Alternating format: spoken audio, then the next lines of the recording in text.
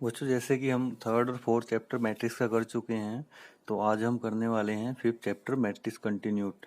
तो इसमें हमने क्या करना है, इसमें जो काम करना है ना, हमने एडजॉइंट निकालना है। तो इससे पहले हमें माइनर और कोफैक्टर निकालने होते हैं, और वो माइनर और कोफैक्टर हमने लास्ट एक्सरसाइज में या लास्ट चैप्टर में हमने करने सीखे थे। तो इसमें जब हम एग्जाम्पल देखते हैं, जैसे कि आप देख पा रहे हो, find the adjoint of the matrix. तो एडजॉइंट ऑफ मैट्रिक्स निकालने के लिए हमें क्या करना होगा, पहले माइनर और कोफैक्टर निकालने होंगे। देखो पहले तो ये मैट्रिक्स है, इसका डिटर्मिनेंट निकाल लिया, ठीक है। ये 2x2 की मैट्रिक्स है, तो हमने इसके कोफैक्टर निकाल लिए। कोफैक्टर हमने पिछली क्लास में डिस्कस कर चुके हैं लास्ट चैप्टर में कि कैसे होता है।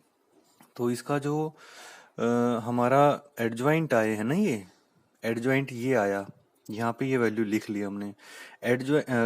इसका जो ये कोफैक्टर आए थे हमने वो लिख लिए यहाँ पे। तो एडजॉइंट कैसे निकालते हैं? एडजॉइंट निकालने के लिए जो ये कोफैक्टर आते हैं ना, -4 -3 -2 1, देखो आप यहाँ देख भी पा रहे हो कि क्या करना है, ट्रांसपोज ऑफ दिस मैट्रिक्स। इस मैट्रिक्स का ट्रांसपोज करना है। ट्रांसपोज का मतलब क्या होता है कि जो ये रो है ना, जो ये रो है, ये वाली रो को कॉलम में चेंज कर देना। देखो यहाँ पे ये रो में थे ना -4 और -3, अब हमने किस में लिख दिया, कॉलम में लिख दिया। ऐसे ही इसको लिख दिया -2 और 1, इसको किस में लिख दिया, -2 और 1, कॉलम में हमने कन्वर्ट कर दिया। तो एडजॉइंट का मतलब होता है कि कोफैक्टर तक हमने सेम प्रोसेस करनी है, उसके बाद उस जो मैट्रिक्स बनेगी उसका हमने ट्रांसपोज कर देना है।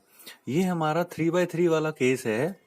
देखो पहले ये डिटर्मिनेंट भी निकाल लेते हैं हम इसके अंदर, इसका भी एक रोल होता है। हमने कोफैक्टर निकाले इस मैट्रिक्स के, ये सारे एलिमेंट्स आ गए। अब इसका ट्रांसपोज कर दो। इसका ट्रांसपोज करेंगे तो जो ये रो है ये किस में कन्वर्ट हो जाएगी, कॉलम में। ये रो किस में कन्वर्ट हो जाएगी, कॉलम में। ये रो किस में कन्वर्ट हो जाएगी, कॉलम में। तो ये आपका क्या आ जाएगा, adjoint of A. Adjoint of A को लिखते हम ऐसे हैं। देखिए अब इस क्वेश्चन के अंदर इसमें जो एलिमेंट है ना वो ट्रिग्नोमेट्री की फॉर्म में दे रखे, और हमें ये वेरीफाई करना है कि अगर हम ए और इंटू एडजॉइंट ऑफ ए की मल्टीप्लाई करें, वो इक्वल होगा एडजॉइंट ऑफ ए इंटू ए के, और इक्वल होगा ए डिटर्मिनेंट इंटू I3 के।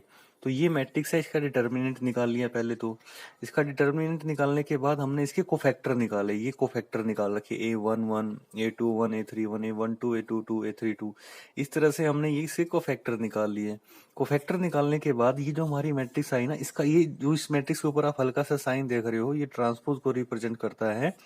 तो इसकी रो को हमने किसमें बदल दिया, कॉलम में। तीनों रो को कॉलम में कन्वर्ट कर दिया। अब करना क्या था, ए इंटू एडजॉइंट ऑफ ए। तो ए इंटू एडजॉइंट ऑफ ए की वैल्यू जो ये गिवन थी, इंटू में एडजॉइंट ऑफ ए की वैल्यू, और इसकी हम मल्टीप्लाई करी। 3x3 की हम जैसे मल्टीप्लाई करते हैं ना, उसी प्रकार से हमने मल्टीप्लाई करी। तो वो क्या आया, इसको सोल्व करने के बाद I3 का मतलब आइडेंटिटी मैट्रिक्स ऑफ 3 ऑर्डर, ठीक है। इसी तरह से हमने डिटर्मिनेंट भी निकाला यहाँ पे इसका, क्योंकि ये इसके इक्वल प्रूव करना था।